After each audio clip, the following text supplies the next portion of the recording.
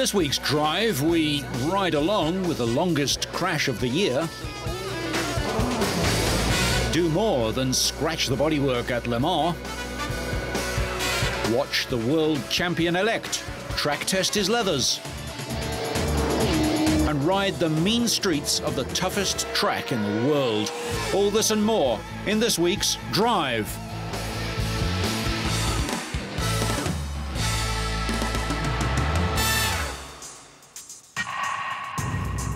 We start this week with a look at the race within a race that happens dozens of times in each Formula One Grand Prix. In the battle for points, places and podiums, it's not only the best car and driver that determine the winner. Formula One is very much a team sport.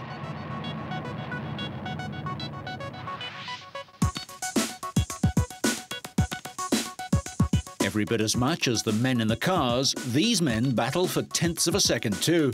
Places are won and lost depending on how they perform. The whole team must work together seamlessly and without a hitch. They refuel the car and change all 4 tyres in well under 10 seconds. And for the drivers, the smallest mistake can undo all their hard work, so they pay special attention to what's going on while they're stationary.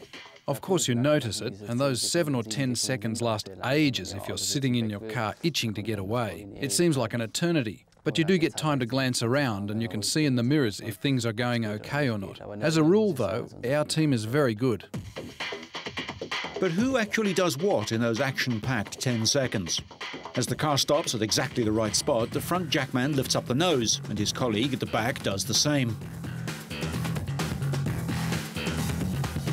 Heavy refueling hose not only delivers a measured 12 litres per second, but also evacuates highly flammable fumes. And as a precaution, there's always someone nearby with a fire extinguisher. The wheel gun man removes a safety clip and the central wheel nut.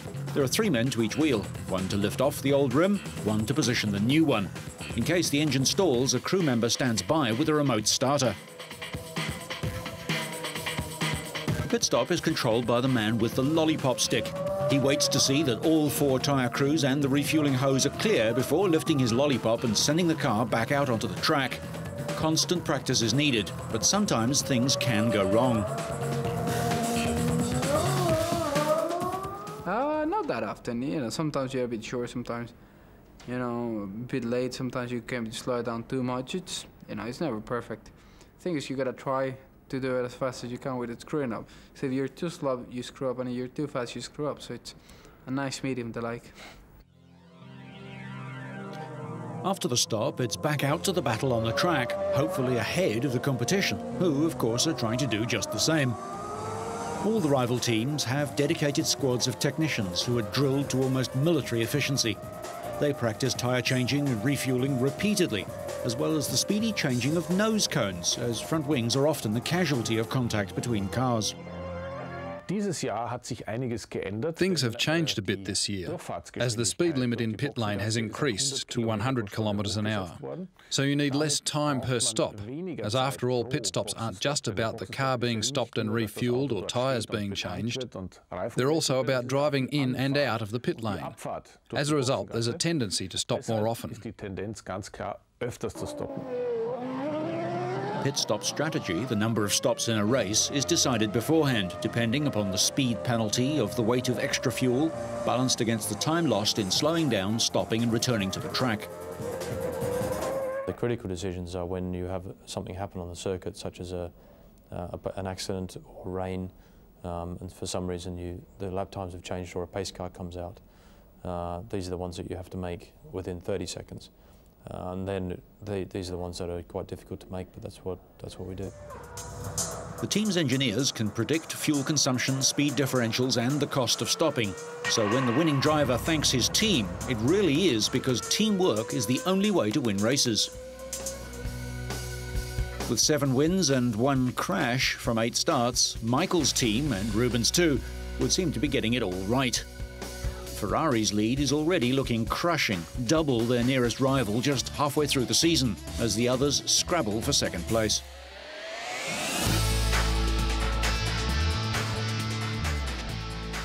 It was a cloudy day as the stock cars prepared to roar around the 1-mile track known as the Monster Mile.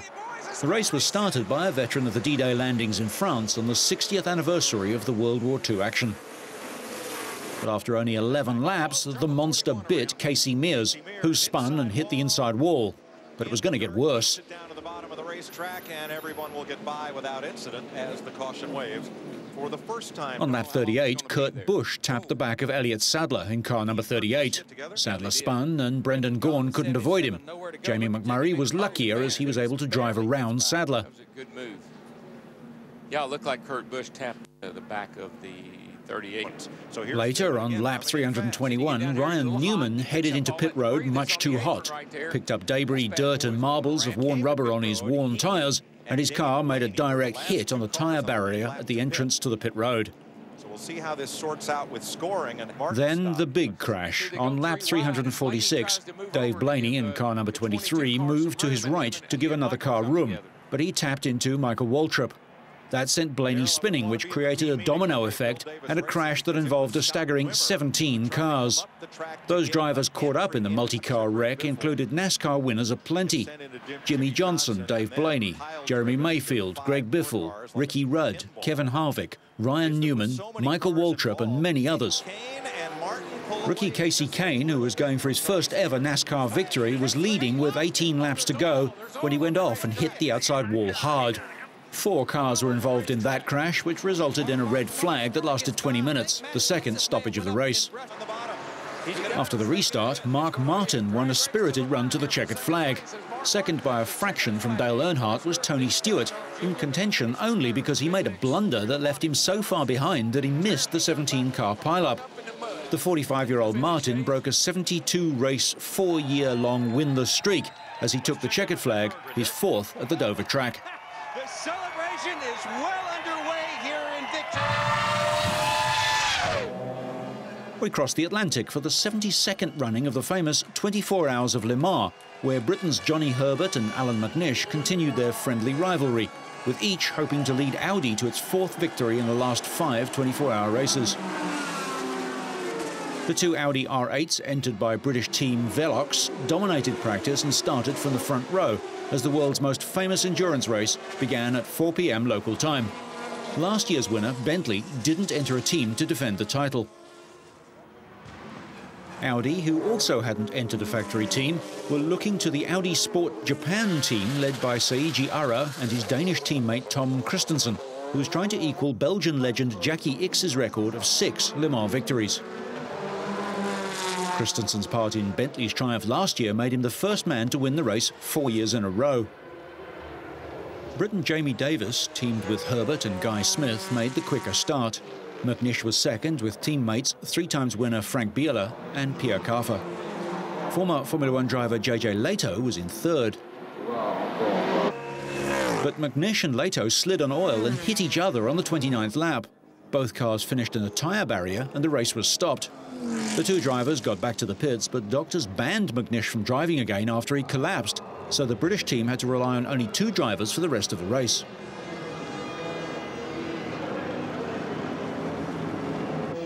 This promoted the Audi Japan team, but Italy's Rinaldo Capello slid off the track and dropped to 13th. Christensen took the car into the lead on Sunday morning, but another setback hit. The vehicle burst into flames during a pit stop. The Pescarolo Judd of Frenchman Sohail Ayari, Eric Comas and Benoit Traloya took advantage of Audi's mishaps to slip into 2nd place. Meanwhile, the other Audi, driven by Herbert, remained in the lead and seemed destined to cruise to victory.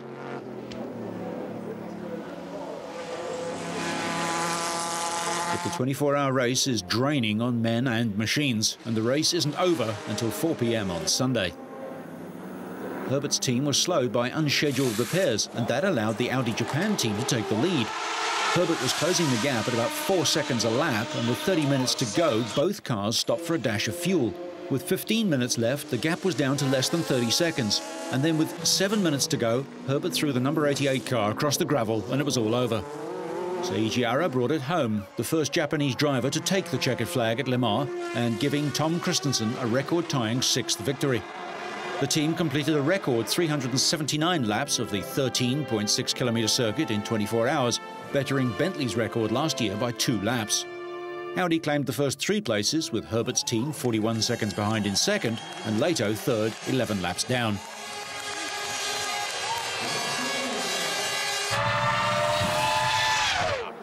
After some hair-raising crashes at the Texas Motor Speedway in the past year, there have been $1.7 million spent on safety improvements at the superfast track.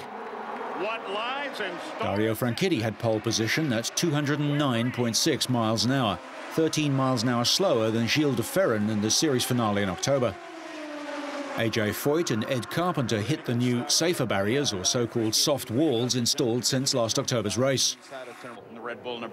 Less than 2 laps after that caution, something broke on Carpenter's car and it slammed into the 4th turn wall and burst into flames. There were just 2 wheels left on the car after it slid along the whole of the front straight and came to rest on the infield grass.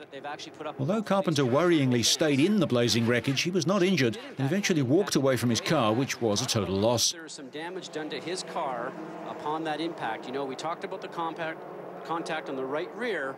Dan Weldon and Helio Castroneves had been 1-2 at the restart, but both were trying to make the last 72 laps without a stop. They didn't have enough fuel to keep up the pace and finish the race. Tony Kanaan regained the lead with 12 laps left and held off teammate Dario Franchitti to win by 1/4 of a second. It was the 2nd win of the season for Kanaan and 3rd in the IRL. He took over the series points lead from Weldon, who led by just 1 point going into the race. And with that, Tony Kanaan will take the IRL IndyCar Series points lead. Wow.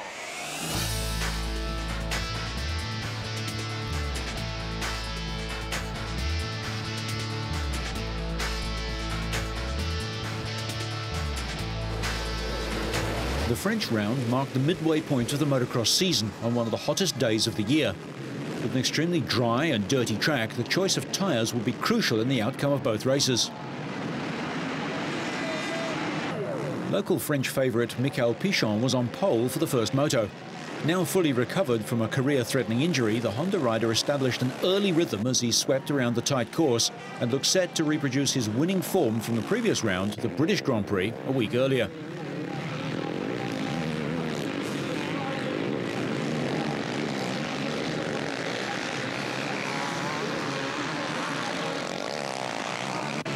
In pursuit of Pichon was championship leader Stefan Everts, who timed his race to perfection. He took the lead on lap 6 and never looked back. Everts rode clear of Pichon and held on for a comfortable victory, 5 seconds ahead, with Joshua Coppins of New Zealand 3rd. Everts made it a double in the 2nd moto with an even more emphatic victory after Pichon was forced to retire on the 2nd lap when a flying stone smashed a brake coupling on his bike.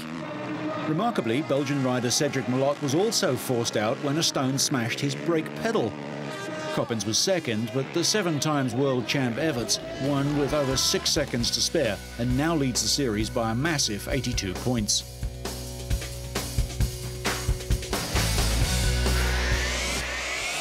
Meanwhile, just over the border, MotoGP Championship leader Sete Gibernau set the fastest time in Friday's qualifying session for the Catalunya Grand Prix in Barcelona in Spain, but only after crashing out in the first qualifying session. The Spaniard recovered from his early spill and rode his spare Honda to a new pole record at the Circuit de Catalunya. The next day, he trimmed more than 1/3 of a second off his own record time to clinch pole position on his final lap of the session.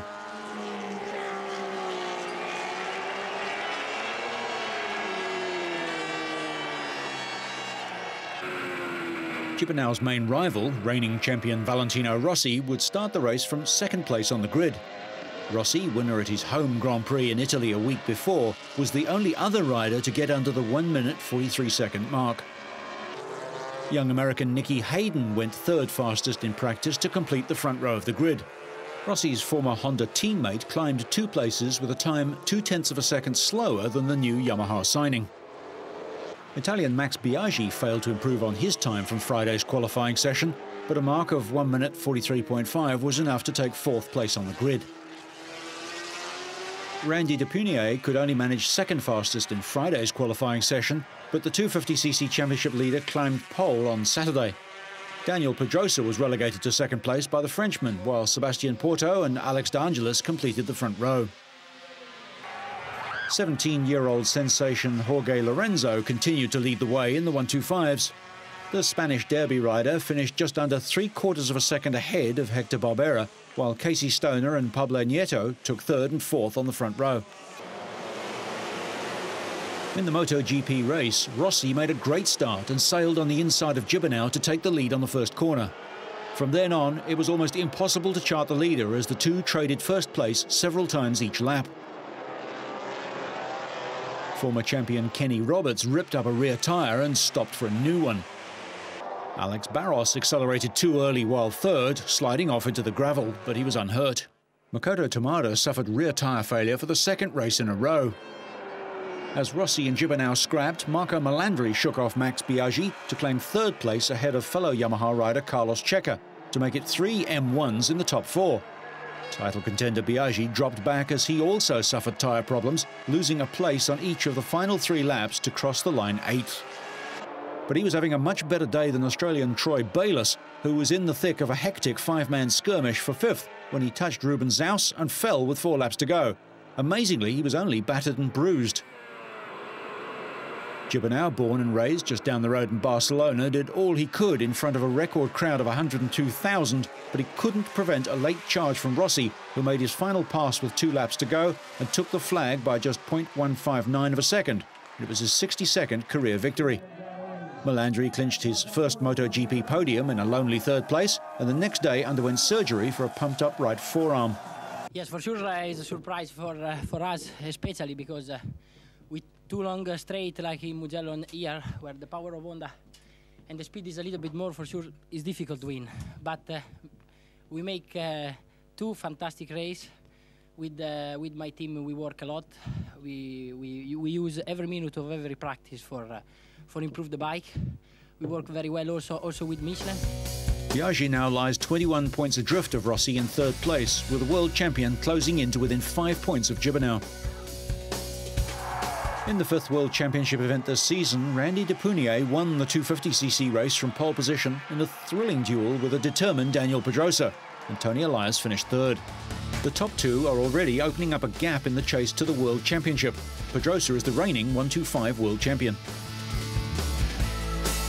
In the 125cc race, Hector Barbera recovered from a bad start to overtake Andrea Dovizioso on the last lap, winning by half of the length of his bike, with a top 6 within 0.8 of a second. Dovizioso also has a breathing space at the top of the title chase.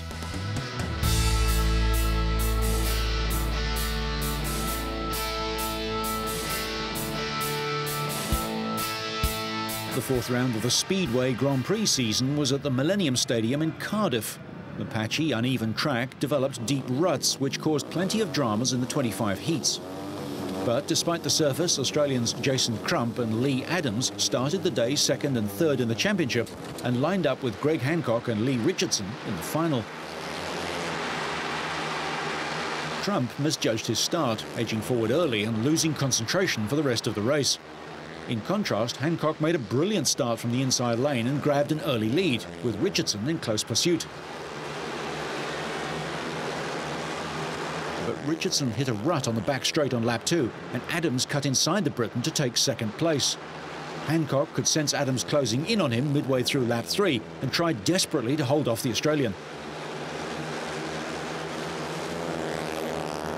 Adams and Hancock were side by side at the start of the last lap, with Hancock holding the outside line. But Hancock lost control after hitting a rut while coming out of the final corner, and it appeared that Adams would take the Grand Prix victory. Yet the American stretched his throttle to the max and pipped Adams to the flag for his first win of the season. The victory in Wales lifts Hancock, the 1997 world champion, up into 4th place in the championship standings, and he and his supporters celebrated his win at full volume. Adams took 2nd place and Crump took 4th, which meant that both Australians would climb above Tony Ricardson, who failed to reach the semi-finals for a share of 1st place in the championship standings.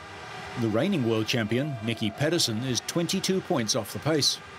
Crowd favourite and local boy Lee Richardson, in his first ever Grand Prix final appearance, took 3rd place. The next round of the season moves to Copenhagen for the Danish Grand Prix.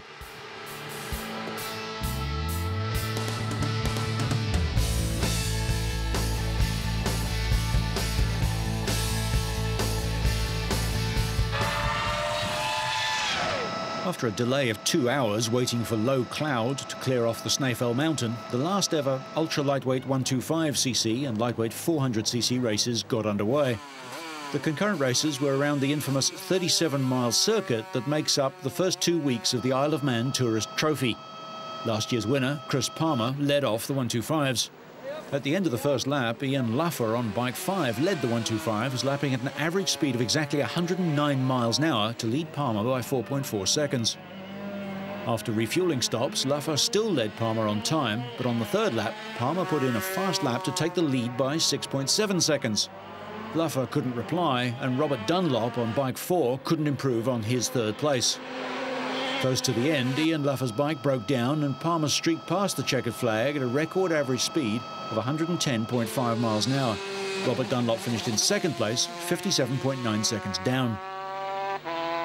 In the bigger class, John McGuinness started first and pulled away, looking for his second win of the week. At the end of lap 3, he was 45 seconds up on Steve Linsdell. McGuinness never faltered and scored his second consecutive 400 victory, adding to his Formula 1 victory of 2 days earlier. Despite an unzipped boot, he maintained concentration to win by 33.2 seconds, a record average race speed of 110.28 miles an hour. Linsdell averaged 109.5, with Mark Parrott third on bike 49, 2.8 seconds back. The 4-lap senior TT was a happy hunting ground for Adrian Archibald from Balamoney riding a 1000cc GSXR Suzuki. On the opening lap, John McGuinness led by 10.6 seconds over Ian Luffer on a Honda and Archibald. Lap 2 saw McGuinness pile on the coals, but Archibald's chances of repeating his 2003 senior win were increased when McGuinness retired with clutch trouble on the third lap.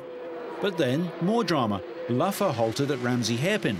In a flash, Kiwi Bruce Anstey was in pursuit of his Irish teammate. With 3 laps done and just 1 to go, Archibald and Anstey were 1-2 for Suzuki, and Archibald had the added incentive of an extra £10,000 and the Joey Dunlop Trophy for the best aggregate over the Formula 1 and Senior. On the last lap, drizzle and rain on the mountain made things difficult, but a few minutes later, Archibald won his second consecutive Senior, with Anstey second and Gary Carswell third for an all-Suzuki podium. Archibald was 30.2 seconds clear of teammate Anstey after 150 miles flat-out racing, averaging 123.8 miles an hour. Many of the same names cropped up in the production 600 TT. Luffer set off in his Honda behind Archibald on his Suzuki, who was quite literally flying. Jason Griffiths would bring his Yamaha home in 4th place. Archibald was being chased by Luffer and that man McGuinness again. Archibald had a scary moment on the first lap when the bike went sideways and he had both feet off the pegs, and he opted for a safe 9th place. But on corrected time, Ryan Farquhar led on the first lap with John McGuinness 9/10 of a second behind after catching Ian Luffer on the road. On lap 2, Farquhar added another second to his lead, while Anstey had reduced the gap to McGuinness by 1 second, the Yamaha star visibly slower than his rivals and beginning to slip back, confirming later that his steering damper had broken halfway round the lap. After a disappointing week of retirements, Farquhar took his first TT win and gave Kawasaki their first TT victory since Jeff Johnson in 1984. Anstey took his 4th podium of the week, while McGuinness 3rd, disappointed after having led but pleased with another podium. Jason Griffiths was 2nd fastest on the final lap, enough to overhaul Ian Luffer. So whether you're heading back to the pits, wiping out half the field, or just road testing your leathers, so you stay on track and up to speed, make sure you catch next week's Drive.